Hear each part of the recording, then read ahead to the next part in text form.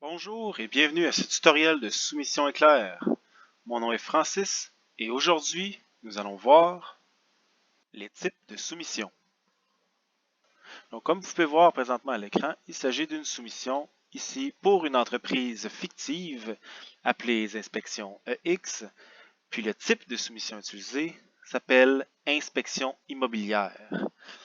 Donc, le type de soumission va représenter les valeurs possibles pour ce type de soumission, ainsi que les prix associés et les questions sur le formulaire de l'utilisateur. Donc, une entreprise peut nécessiter plus d'un type de soumission. Par exemple, pour une entreprise qui se spécialise en inspection en bâtiment, peut-être qu'un autre type de soumission pourrait être la thermographie, puisque la thermographie nécessite de poser différentes questions, probablement associer différents prix, donc des soumissions totalement différentes. Donc, nous parlons alors d'un type de soumission différent.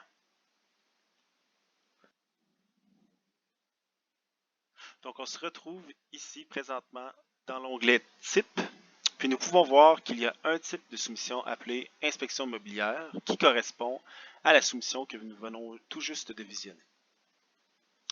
Donc, nous pouvons lui donner un nom, un prix de base, donc peu importe ce que l'utilisateur va choisir dans son formulaire, le prix de base sera toujours compté dans le montant total de la soumission. Donc, nous pouvons regarder dès maintenant à quoi ressemble ce dit formulaire. Donc, quel est le type du bâtiment? Chaque réponse doit être associée à un prix. Même chose, ici, présence d'un puits artésien, si oui, probablement qu'il va y avoir un coût associé. Sinon, il n'y a pas de coût associé. Donc, on donne le choix à l'utilisateur de répondre à toutes les questions. Puis aussi, pour une inspection, il est peut-être intéressant de demander l'adresse du bâtiment à inspecter. Puis lorsque la personne soumet, nous arrivons à cette soumission avec laquelle j'ai débuté. Donc, cette soumission représente les choix que l'utilisateur a fait dans le formulaire, associé au prix que l'entreprise, vous, avez fait dans le formulaire ici et dans la modification des prix, qui se trouve à être offert dans un différent tutoriel. Donc, je vous invite à le visiter. Mais concentrons-nous ici sur les types de soumission. Donc, inspection immobilière, le prix de base est de 200 $. Donc, peu importe ce que la personne a choisi dans son formulaire, moi j'ai toujours un item qui s'appelle inspection immobilière avec 200 $ associés. Vous pouvez choisir 0 s'il n'y a pas de prix de base. Il y a d'autres choix qui s'offrent à vous afin d'ajouter un petit peu de personnalisation à vos soumissions.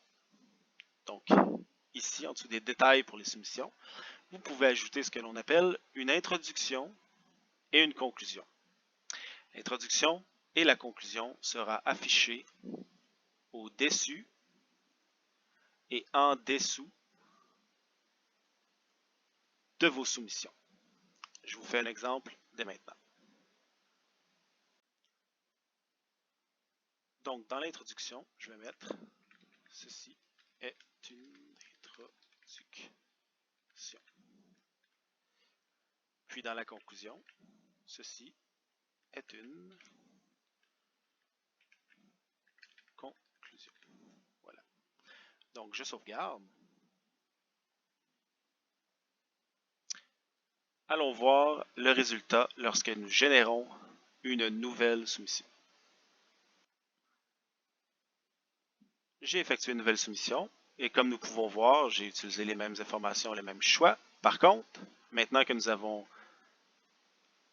ajouté une introduction et une conclusion, vous pouvez voir au-dessus de la table des prix le texte personnalisé et en dessous de la table du prix total, une conclusion personnalisée. Donc, ceci vous permet d'aller ajouter de l'information qui vous est utile sur les soumissions, autant pour vous-même que pour l'utilisateur.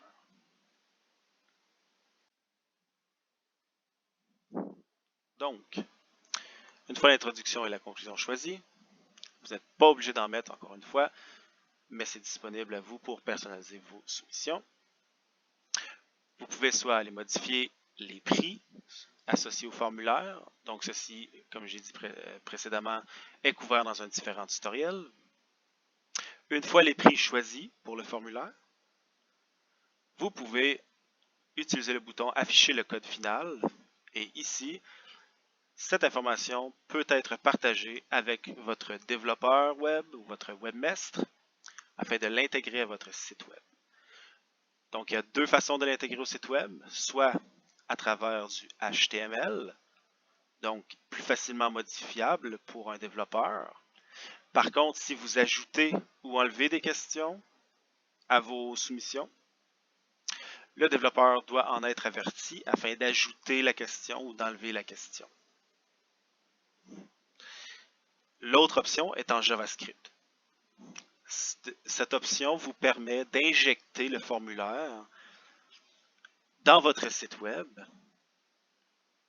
avec les informations à jour. Donc, si vous modifiez le formulaire, vous ajoutez des nouveaux choix, vous ajoutez des nouvelles questions, vous en enlevez, les changements, les effets seront disponibles immédiatement sur le formulaire sur votre site web. Donc, encore une fois, partagez ces informations avec votre développeur ou votre webmestre. Si vous n'avez pas de site web, aucun problème. Soumission Éclair vous permet d'avoir une page vitrine pour votre entreprise. Ici, c'est la même que j'ai utilisée dans l'exemple du départ. Ce formulaire ici est généré dynamiquement par Soumission Éclair.